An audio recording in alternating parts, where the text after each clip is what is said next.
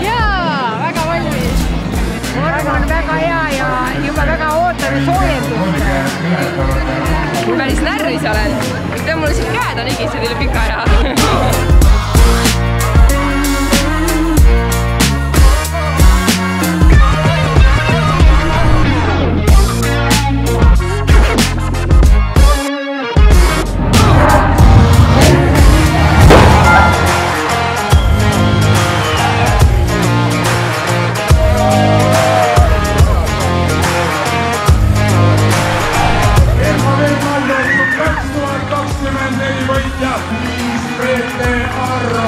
Rada oli mõnus, suhteliselt kiire, et täna oli kohe plaan nii, et tempo peale ja vaatab, mis tuleb.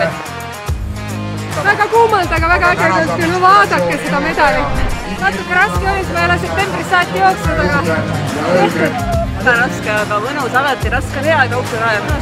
Ilm on super ja seltskond oli veel rohkem super. Isegi autod üürgasid sellest naise energiast. Väga toredad inimesed on rajal ja tee ääres ja igal pool.